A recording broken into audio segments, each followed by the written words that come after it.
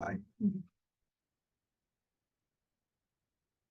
right, we're live. So welcome to this morning's discussion of Seinfeld, the pie. So any interesting characters, observations? Where do you want to start? We talk about like Elaine's her whole situation in the episode is very interesting, that she finds this mannequin that's, or I guess necessarily like sort of like a replica of her. Yeah, and then I didn't really understand the ending. I don't know if that was like a character that was in the show, but it sounded like it was someone that knew her or her likeness. Oops, a second. Any thought what to do with that? Well, and that was interesting too, because I think they made it seem like she was having like a paranoid Yeah, delusion, but it yeah. turned out like It turned out it was we found yeah, it, right? Like yeah, it was actually like yeah. an intent behind the mannequin looking like her. Mhm. I didn't recognize him either. I'm not Okay. sure if I want to have any answer, but I cannot tell you that. I'm not an Instagram user. Anybody here on Instagram? Yeah. Says Pass that, we passed that. pause because you're not using the app. I'm definitely using the app. Yeah. I was like, I don't know how to get it on there other than the app.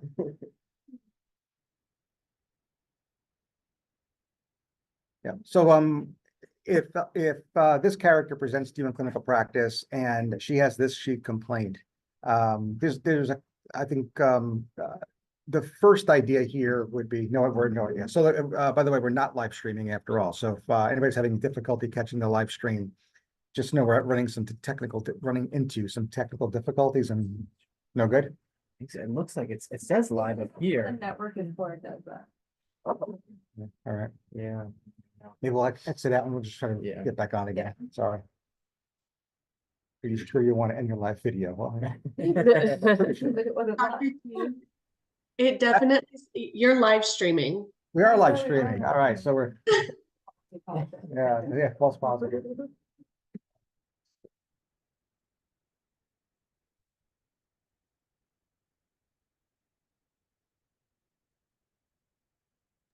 Okay, now it looks like you ended it. We'll see whoever is watching.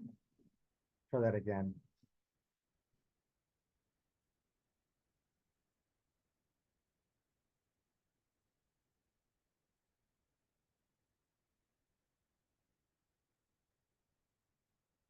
We'll try this one more time. I do apologize, guys.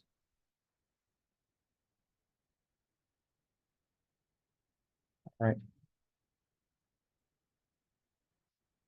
Elaine Bennis presents to you with a chief complaint for her initial evaluation with information provided through the plot, or the subplot of this episode, The Pie.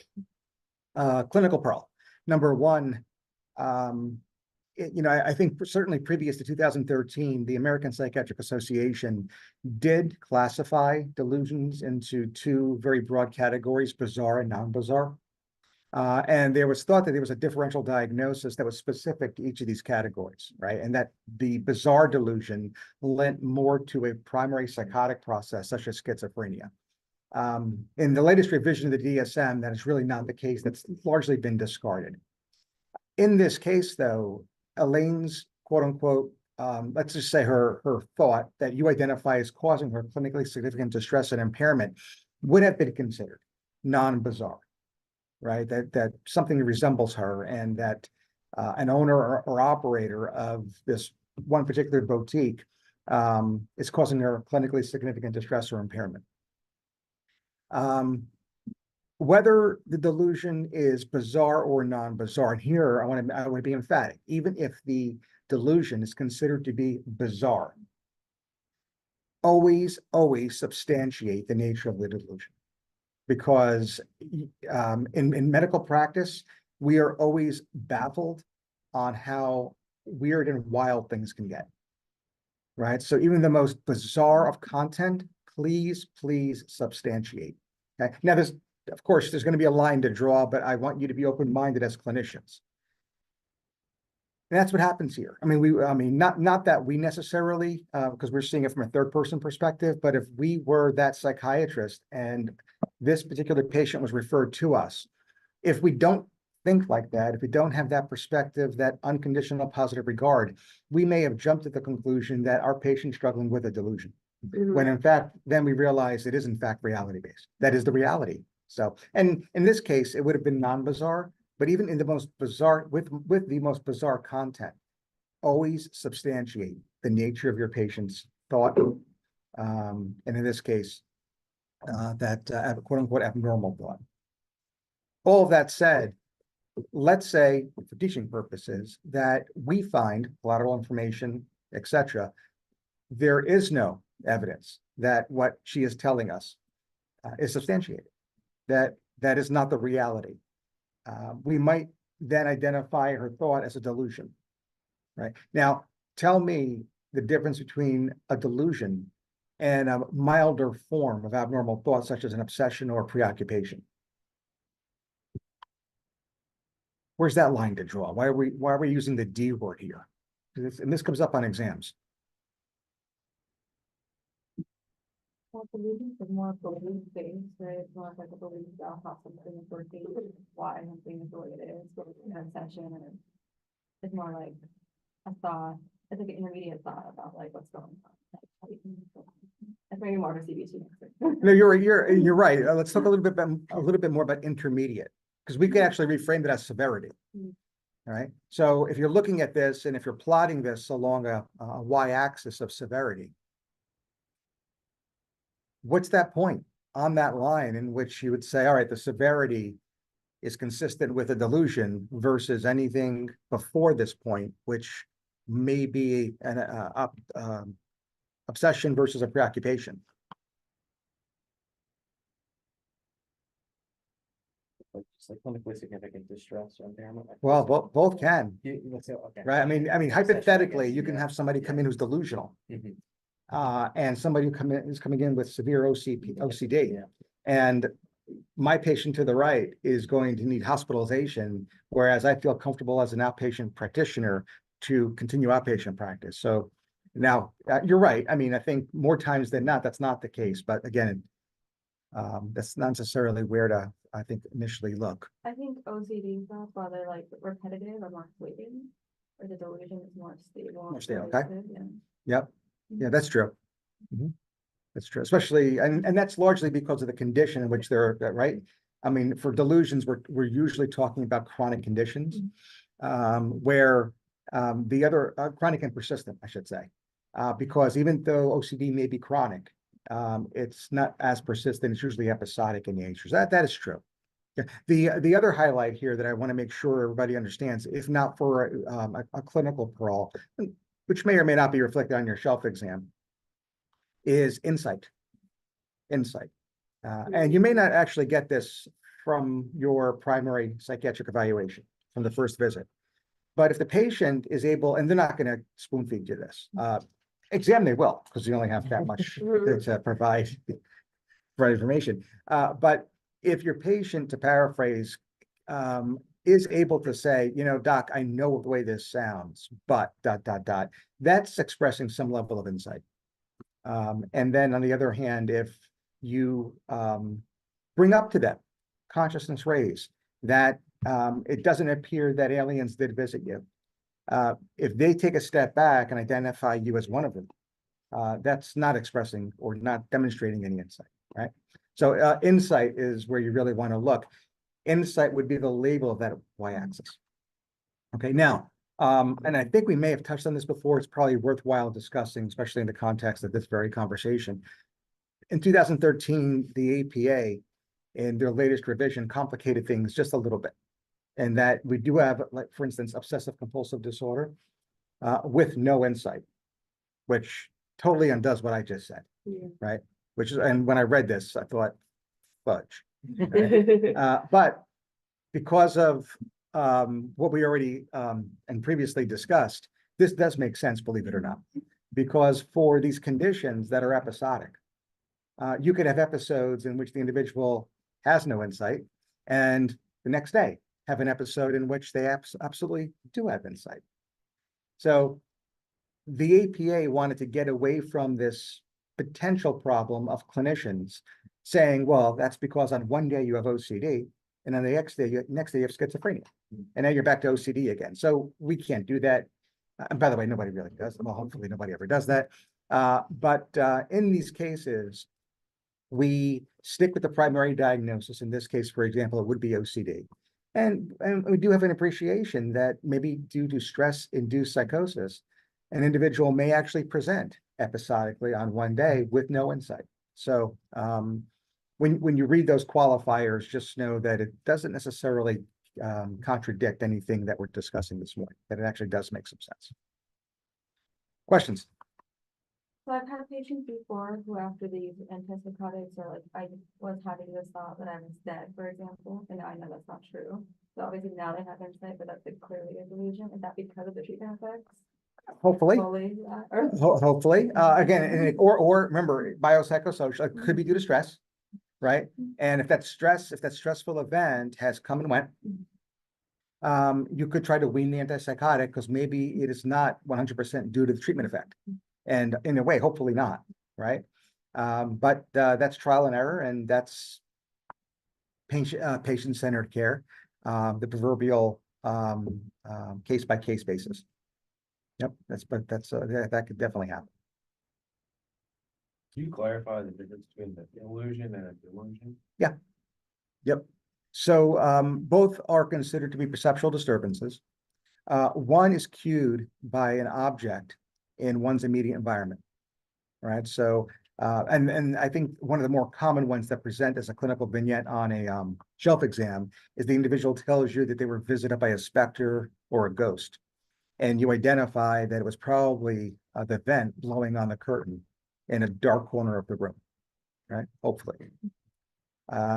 Whereas the hallucination, in this case, the visual hallucination, is not cued by an object in the room. So there's no misinterpretation of a real cue or stimulus. That would be hallucination, in this case, the visual hallucination. There's also another kind of related term called the idea of reference. The other term for this idea of reference is the delusional misidentification. So an individual, and these were considered, that is, ideas of reference, to be a Schneiderian or first rank symptom of schizophrenia. That is, it was thought previous to 2013 that if you actually demonstrated an idea of reference, that you've likely had schizophrenia or schizoaffective disorder, that these perceptual experiences were specific to psychotic processes, schizophrenia, schizoaffective disorder. And here it's a two-step process. The individual identifies something in their immediate environment that every other person would also agree and support and validate. And then they misinterpret it. So at a delusional level. And the easy example is the proverbial subway pusher, where my patient identifies that there was an individual that was standing on the platform of a subway, and the two eyewitnesses support that. There's nothing wrong with that. However, my patient also identifies that there was someone close to her that was about to harm her, and therefore he pushed him in front of an oncoming train. Right? So delusional misidentification, two-step process.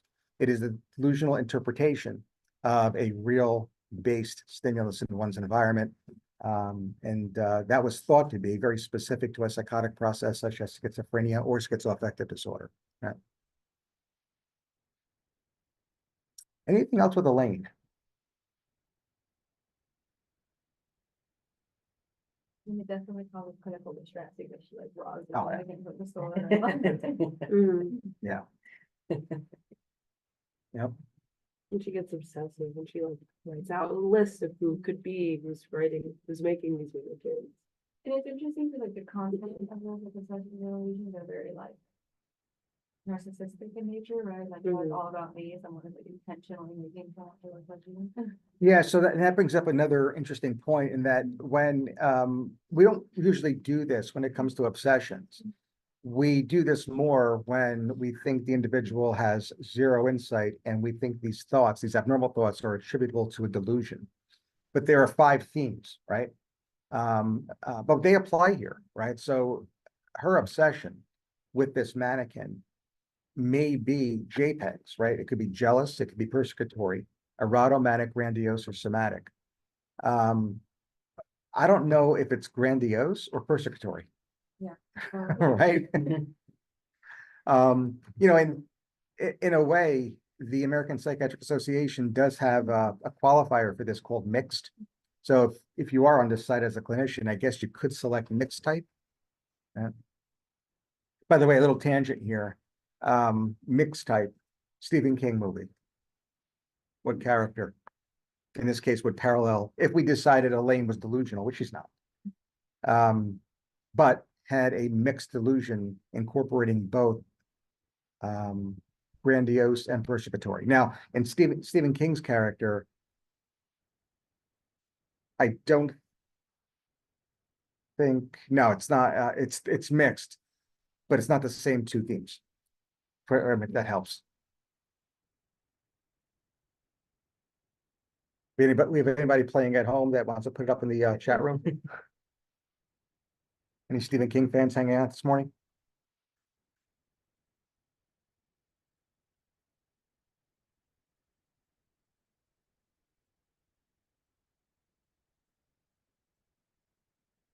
No. Misery. Anybody here see Misery? Wow. Anybody here read Misery? No. So I guess asking if you've seen the Broadway show is way off the table here, right? It was a Broadway show. All right. So, okay, all right. I feel like I'd be more likely to watch Yeah. the Broadway. Yeah, than- me too. Broadway show's good. Yeah. Broadway show's very, I Yeah. saw it with Bruce Willis. Oh, wow. Alrighty, characters other than Elaine Bennis, Seinfeld, The Pie.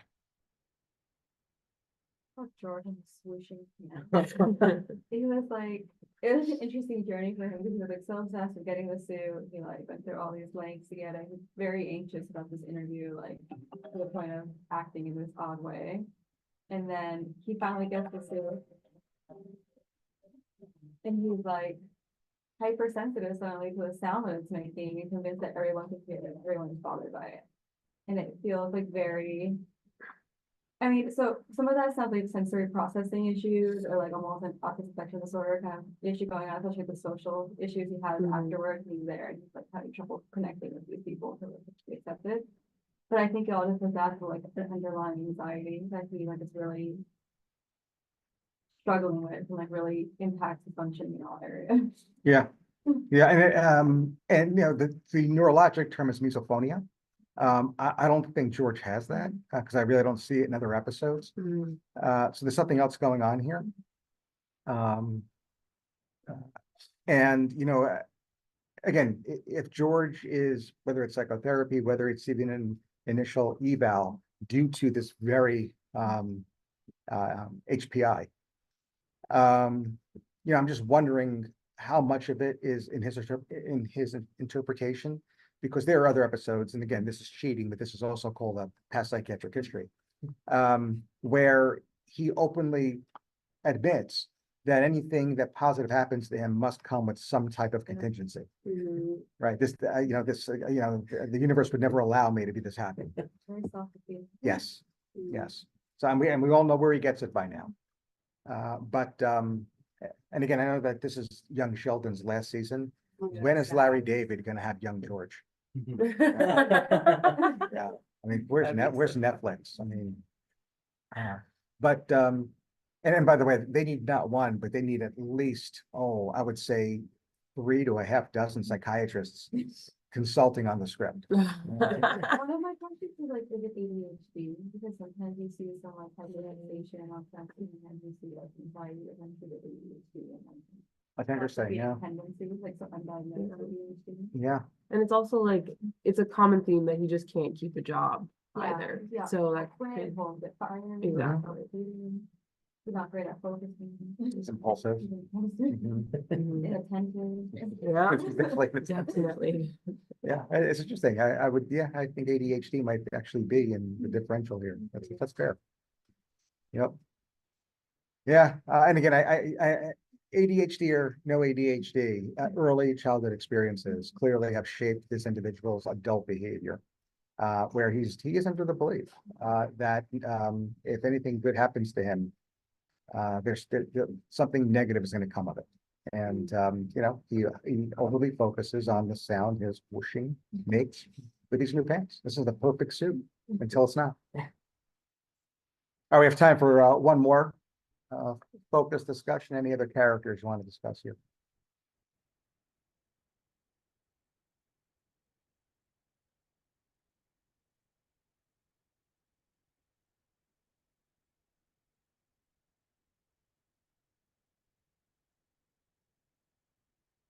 Nothing else? We're good. All right, we're gonna keep it here. 2 minutes. We're gonna log off, log immediately back on to our other link for table rounds. See everybody back then.